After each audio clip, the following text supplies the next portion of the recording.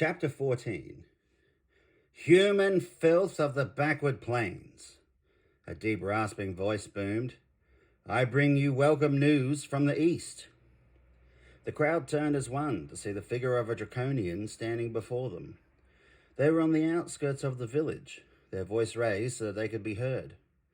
They were surrounded by others of their kind, with clawed hands and feet, their faces twisted into reptilian visions. Breastplates and thigh guards hung from their hunched, loping forms. Curved swords and saw-tooth axes brandished as they began their approach. Behind them, other figures shuffled along in black cloth, marching in unison with spears held erect. We give you the chance to forfeit your lives in the service of our glorious queen. The figures raised up their shields and clashed them against the haft of their spears, as the draconians hissed and roared their approval from inhuman throats like a nest of disturbed vipers. The villagers froze in place, unable to move at the nightmare which had appeared before them. Hitch peeked over the top of the waist-high fence which had been erected around the beer garden, his eyes popping wide. The dragon men, he thought, the same ones they had fled from in the forest and fought to the death in the ruins beyond the mountains. He looked around frantically, trying to spot Cielo.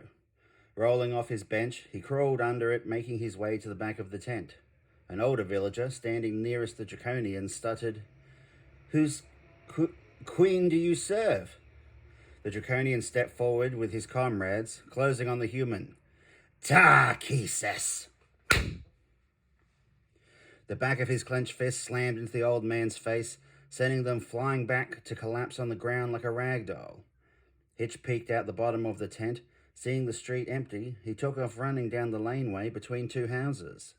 Tripping and stumbling, he had to stop and steady himself a couple of times as he fought the effects of too many fine ales. For too long, the wealth of Kryn has been hoarded in the west.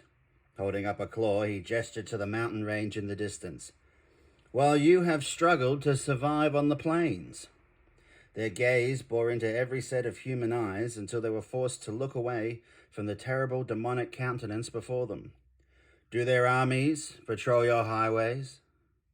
Stepping forward, they placed a hooked finger under the chin of a young woman, lifting her tear-streaked face up. Are your women and children safe? A man stepped forward to try and snatch her away from the beast. A whip flicked out from the assembled draconians, catching the man upon his face, ripping and lacerating the delicate skin. Their hands flew up to their face, screaming in agony as they pitched forward and collapsed onto the ground. You must have known we were coming. They stepped past the frightened woman, who dashed over to the side of the injured man to tend to him. The lead draconian turned back to his assembled band. Because they have put on a feast for us. They roared their approval as one, fists pumping the air before they rushed forward. Villagers were shoved to the ground, kicked and cursed as they passed. Kegs of ale were seized, and animals roasting on the spit taken up and carried away. Our thanks to our generous hosts. They made their way towards the town hall with their assorted loot. Throwing open the doors, they stormed inside to the sound of splintering wooden furniture and raucous laughing. The villagers gathered together, unsure of what to do next. They whispered amongst themselves, some calling for the men to take action, while others pleaded for caution. They will be gone in the morning, a village elder said, with far more confidence in their tone than they actually felt. Until then, everybody hurry home and bar your doors. As though they had woken from a trance, everyone took off running, scattering in all directions as they headed home before they could draw any more attention from the invaders. A group of men stayed behind for a moment, exchanging determined looks and muttered words before heading off together. They moved through the back streets, looking over their shoulders as they hurried along. Rounding a corner, they rushed over to their destination. Hitch! One of the group exclaimed as they burst through the door of the blacksmith's workshop to find him hurrying to strap on his armor. They stared open-mouthed at the dwarf, totally transformed from the humble blacksmith that had come to their village a few weeks earlier, compared to the determined warrior that stood before them. He had just finished loading his crossbow and whipped up the weapon to point it straight at them. Rear-ox! He spat, his cheeks flushed red. I almost kill you where you stand, boy. Make care before bursting in on a dwarf like that. They held up their hands and slowly moved inside before closing the door. You've seen the creatures that came to the village?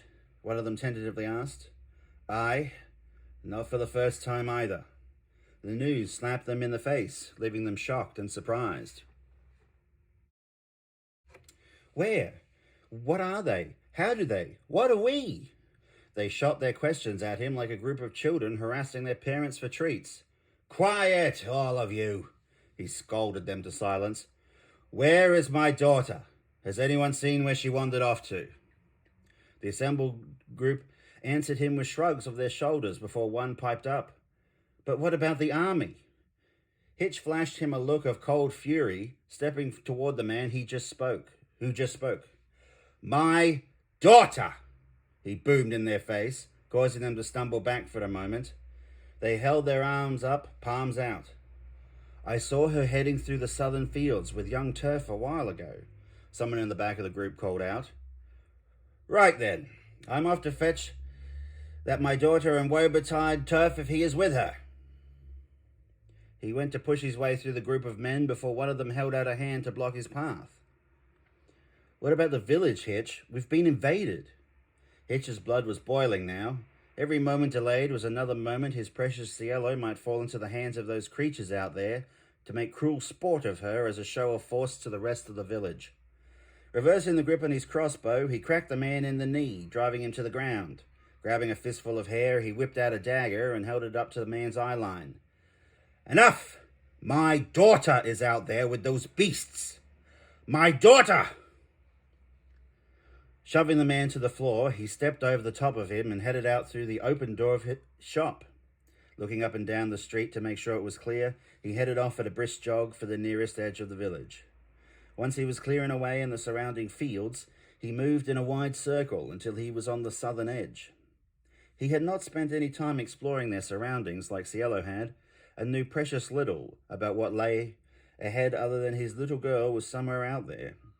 He looked back over his shoulder for a second, seeing the sun getting low in the sky, the boom laughter and shouting of the invaders as they drank themselves into a stupor. Taking a deep breath, he turned and plunged on through the fields. Paddle faster! I can see the sun setting! Cielo half rose in the boat, the elven bow slung across her back as she looked over Turf's head to see the sun had turned to a golden orange that filtered through the surrounding trees. At her insistence, they had brought the weapon along for safekeeping. They were not taking the boat to the other bank to reverse their course and walk all the way home, and were instead moving down the river with the current until they were close enough to put into shore for a straight shot to the village, where she hoped she wouldn't get into too much trouble with Hitch.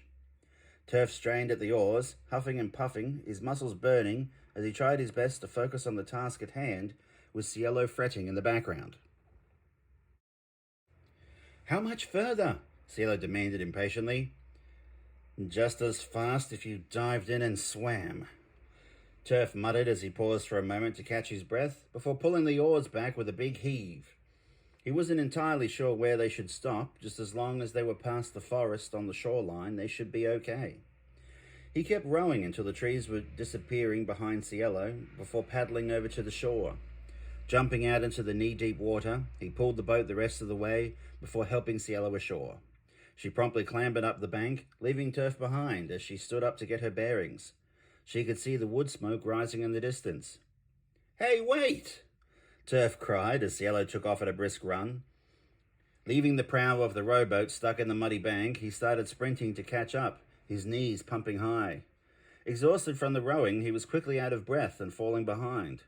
Cielo forged ahead, cutting a path through the long waving grass, before a shape launched itself up out of the long thin stalks, its arms wrapping around her neck, dragging her down to the ground out of sight. Turf's eyes popped in shock and horror as he closed the distance, the seconds stretching out, his body feeling like he was moving in slow motion. He feared the beast must be tearing her apart even as he approached, each second another slash of horrible claws gouging at her soft skin. He saw her pinned to the ground, the figure holding her wrists as it roared something at her. Leaping through the air, he tackled the creature, his body crumpling painfully against its rock-hard skin. Damn it, boy, get off me! Hitch roared as he lay on his back, trying to fight off the madly flailing youth. He drove his armored gauntlet into the boy's side, taking a measure of satisfaction as the air burst from his lungs, his body going limp.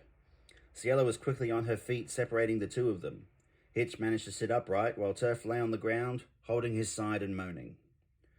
"What did you do to him?" Cielo demanded of the dwarf. "I'm fine, by the way, despite your man's best effort to use his head as a battering ram," Hitch retorted, protesting his innocence while trying not to smirk. "Don't try and turn things around, girlie. You were supposed to be home by now." "But it's lucky that you weren't." She paused for a moment, puzzled by the remark. "See down there by the town hall?" Hitch pointed to the building in the center of the village. Lights burned brightly in the windows, with several figures standing around outside. The trio lay in the long grass, peeking out between the stalks on the edge of an elevated field. The figures were too far away in the fading light to make out. Dragon men. Hitch let the word hang out there as Cielo sucked in her breath. "These ones are different, though. Turns out they can speak common." Cielo turned to look at Hitch before looking back to the town hall. "What are dragon men?" Turf asked, thinking this was some kind of joke, until he saw the look of fear and hate spread across Cielo's face. "Basically, boy, evil is real, and it's come to your small village," Hitch stated. "Do you think they will leave in the morning?" Cielo asked hopefully. "Only with a lot of people dead or enslaved." Hitch nodded grimly. He could feel the young humans staring at him, silently begging him to tell them he had a plan and everything was going to be okay. "So we only have some farmers, with bows for hunting small game, not a sword or spear between them, but many a pitchfork to angrily wave in the air." He lowered his head, shaking it ever so slightly side to side. He cursed the strands of fate that kept seeming to conspire against him. He wanted to run, just take his Cielo and go. Let these people stand or fall on their own. The history of Krynn was written in the ashes of the villages razed to the ground by many an army invading or retreating. What was one more on the pyre of another general's ambitions, doomed to be forgotten in ages to come? "Hitch?" Cielo rested her hand palm down on the back of his. Her soft skin caressed the thick, coarse hair on the back of his hand. Looking up, he met her gaze, huge doe eyes glistening with tears in the fading light that made her pupils seem impossibly large. His heart broke in that moment to see her caring so much for the fate of others, despite everything they had been through. How could he look her in the eye again if he didn't stand up now? "We're going to need horses and a wagon." Cielo and Turf sucked in their breath, clamping their hands together in excitement. "Pipe down the pair of you before they hear us," he hissed. They crawled backwards until the stalks completely blocked their view, before turning and making their way off into the darkness. "Hold it. Almost there. You've got to be very delicate to get this just right." Cielo was straining on the string of the bow as Hitch fiddled with a handkerchief he had tied to the end of an arrow. He had placed a copper piece into the cloth bundle, holding it slightly off to the side to not interfere with the string seating in the nock. They were standing on the back of a horse-drawn cart parked behind one of the buildings near the town hall. Cielo pointed the arrow toward the sky, the tip covered in strips of fabric that had been soaked, much to Hitch's disgust, in good dwarven spirits. Turf stood poised with flint and steel. "Light it, boy!" The steel raked across the flint, a shower of sparks arcing toward the tip of the arrow that blazed to life. A second later, Cielo let go of the bowstring, the arrow rocketing high into the sky. The copper piece kept the handkerchief pulled back into a streamlined shape until the arrow reached the top of the arc before falling away, allowing it to open like a blossoming flower and slow the descent of the brightly burning arrow. "The horses!" Hitch cried, slapping Turf on the back as he leapt over and grabbed the reins, flicking them hard. The horses leapt forward, almost knocking Cielo and Hitch off their feet in the back of the wagon as it raced around the corner. Cielo plucked another arrow from her quiver as Hitch leveled his fearsome crossbow, laying it across the sideboards for support. The guards outside the town hall stared up at the sky in confused amazement for a moment until they heard the thundering of hooves and saw the horses burst out of the darkness. Bolt and arrow flew through the air, striking the guard nearest them as they raced on past. They stumbled backwards for a moment, before collapsing back against the wall, sliding down to the ground. "Attack! Attack!" the other guard frantically shouted as they ran over to see where the wagon had disappeared to, catching sight of it as it vanished into the gloom. The humans and Draconians remained in the town hall, burst out onto the street on shaky legs, wildly waving their weapons. Seeing their comrade Dad on the ground near the entrance, they fanned out into a semicircle, unsure of what to do next, until they heard the voice of a young man cry, "Whoa!" The horses skittered along the ground as they tried to come to a halt. Ciela was pitched off her feet, crashing down onto the wooden boards, the wind knocked out of her. Hitch flashed Turf a murderous look for a split second, before sighting down his crossbow and squeezing off a shot. They had circled the village to appear across a different road than the one they had thundered down on their first attack run, but it was a good deal further away. The bolt went high, striking the crossbeam over the entrance, sinking into the wood mere inches above the lead Draconian's head. Before he could curse his aim, Turf had whipped up the horses, and they were off and racing around the perimeter once more. The Draconian's eyes blazed with hateful fury before he grabbed the torch out of its bracket and roared, "Burn it! Burn it all for our Dark Queen!" The torch pitched end over end, landing onto a thatched roof. The straw, dampened by recent rains, popped and sizzled until it caught. White smoke billowing as the embers caught, licking out until tongues of flame burst into life. Other torches were picked up and thrown, some of their pitchers so drunk and uncoordinated they fell uselessly in alleyways or fell short of nearby buildings altogether.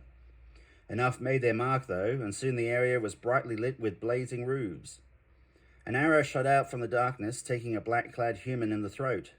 They raked their fingers uselessly against the shaft, sticking out of their neck as they collapsed gurgling to the ground. Cielo and Hitch had jumped from the wagon now. Approaching on foot, they had sighted them down a street. Hugging the shadow cast by an awning, Cielo had loosed her shot. "Where are they?" one of them demanded as they turned in all directions. The wagon thundered by on the other side of the town, and they looked that way as Hitch and Cielo sprinted across the road and headed down an alleyway. "Grab up those torches and burn this place!" The lead Draconian screamed as they themselves continued to stand behind the shield of the soldiers arrayed out in front of them. As one of them ran over to a torch laying on the ground, the door of the nearby bakery flew open. Leaping from the darkened doorway, Simon the baker, wielding a long-handled paddle you normally used to move his loaves in and out of his wood-fired oven, sprang into action. He swung the paddle through the air with all his might, screaming his righteous rage as he angled the flat of the paddle sideways, the thin edge smashing into the soldier's collarbone. It snapped loud enough for anyone nearby to hear as they screamed in pain for a moment before collapsing unconscious. "Kill him!" The commander's voice wavered for a moment before every door in the village burst open as one. Kitchen knives, table legs, and every assortment of improvised weapon were clamped in balled fists as the good people of Pinehurst roared their battle cries, their legs pumping as fast as they could. Cielo and Hitch paused for a moment to look at each other, narrowly avoiding being run over by the horde of villagers streaming past. They raced on after them, coming around a corner, just in time to see the lines clash together. The Dark Queen's soldiers were outnumbered and caught off guard, not expecting anyone here to resist them, but they were still soldiers all the same. Spears stabbed out and swords swung in whistling arcs. Some dodged or parried, while others found their mark sinking into flesh. A draconian sword caught one poor villager in a vicious downward swing, splitting their head open like a ripe melon. The momentum of their charge stalled, and they were almost going to break, until a heavy clay pot was pitched out of the crowd, smashing into the bestial snout of a draconian, dropping it to its knees before others tackled it to the ground, their kitchen knives sinking into its stinking flesh in a wild frenzy. As the blood pumped out in gushing geysers, their attackers failed to notice something odd was occurring.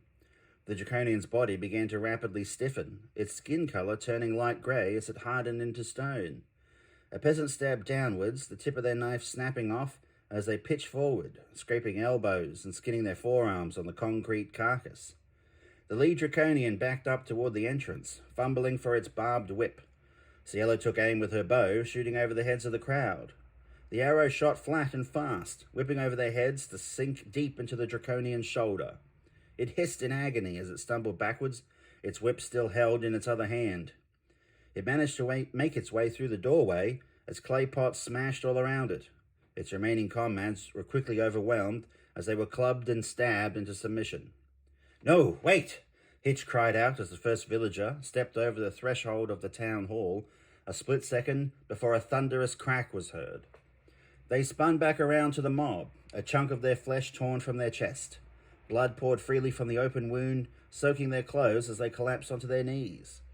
The whip cracked twice more as others tried their luck, poking their heads around the doorframe, only to dodge back in the nick of time, narrowly avoiding the whip's terrible kiss.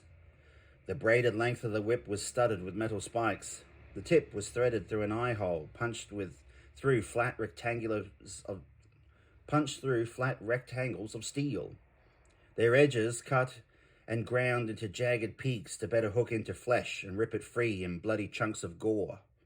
The mob circled round the town hall, cutting off any avenues of escape. "Let's rush it! It can't take us all at once!" Someone cried out to cheers from the crowd, but no one stepped forward to be the first through the door.